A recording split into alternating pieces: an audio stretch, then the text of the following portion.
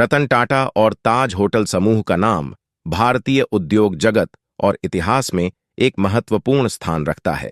विशेष रूप से नवंबर 2008 में मुंबई पर हुए आतंकी हमलों के दौरान ताजमहल पैलेस होटल का जो हिस्सा आतंकियों ने क्षतिग्रस्त कर दिया था, उस घटना से जुड़ा एक वाकया काफी चर्चित हुआ, जिसमें बताया जाता है कि रतन टाटा ने कहा था, ताज उड़ा दो।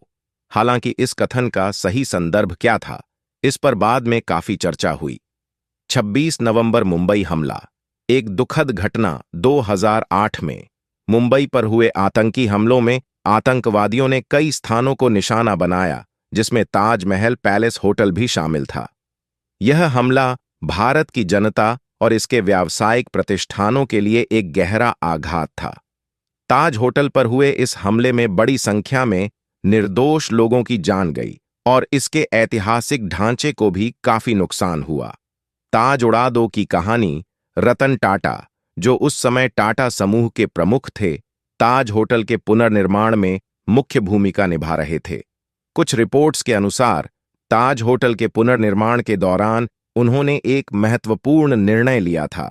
बताया जाता है कि ताज के कुछ हिस्सों को जब इतनी बुरी तरह से क्षतिग्रस्त पाया गया कि उसे मरम्मत करना मुश्किल हो रहा था, तब उन्होंने इंजीनियर्स और आर्किटेक्ट्स को सलाह दी कि जो हिस्से पूरी तरह से नष्ट हो चुके हैं, उन्हें गिराकर दोबारा से बनाया जाए।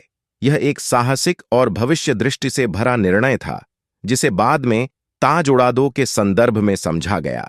ताज का पुनर्निर्माण, एक प्रतीकात्मक कदम। रतन टाटा के इस कथन के पीछे का उद्देश्य केवल एक इमारत को फिर से खड़ा करना नहीं था, बल्कि यह भारत की दृढ़ता और अडिगता का प्रतीक था। हमले के बाद ताज होटल का पुनर्निर्माण और उसे पहले से भी बेहतर रूप में खड़ा करना भारत की जनता के लिए एक संदेश था कि देश आतंकवाद के सामने झुकने वाला नहीं है। इस पूरे प्रकरण में रतन टाटा की भूमिका केवल एक उद्योगपति की नहीं थी, बल्कि वह एक ऐसे नेता के रूप में उभरे जिन्होंने देश की भावना को बनाए रखने के लिए एक महत्वपूर्ण कदम उठाया। रतन टाटा द्वारा ताज होटल को उड़ा दो कहने के बारे में कई कहानियां और मिथक हैं, जो 2008 के मुंबई आतंकी हमले के समय से संबंधित हैं। उस समय 26 नवंबर 2008 को आतंकवादियों ने मुंबई के ताज होटल समेत कई प्रमुख स्थानों पर हमला किया था। इस हमले में ताज होटल को काफी नुकसान हुआ और यह घटना भारत के इतिहास में एक महत्वपूर्ण मोड़ थी। हालांकि ताज उड़ा दो कहने का वाक्यांश, जो कभी कभी चर्चा में आता है, एक प्रकार से मिथक प्रतीत होता है। रतन टाटा, जो टाटा समूह के प्रमुख हैं और ताज होटल के मालिकाना हक की जिम्मेदारी संभालते हैं, ने कभी इस प्रकार का कोई आदेश नहीं दिया था। इसके विपरीत उन्होंने हमले के तुरंत बाद ताज होटल को फिर से खोलने और इसे पहले से भी बेहतर बनाने के लिए कदम उठाए।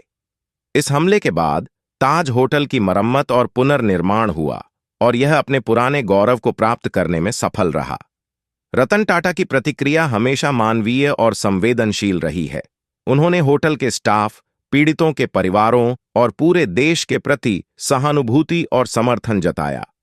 ताज होटल पर हुए हमले के समय उन्होंने होटल के कर्मचारियों और ग्राहकों की सुरक्षा को प्राथमिकता दी और उनके बचाव के लिए हर संभव कदम उठाने का निर्देश दिया। इसलिए ताज उड़ा दो कहना उनकी विचारधारा या नैतिक मूल्यों के विपरीत प्रतीत होता है। रतन टाटा का नेतृत्व इस कठिन समय में प्रेरणादायक था। उन्होंने न केवल हमले के बाद ताज होटल को वापस खड़ा किया, बल्कि इस घटना के बाद सुरक्षा मानकों में सुधार और आतंकी हमलों से बचाव के लिए भी व्यापक कदम उठाए।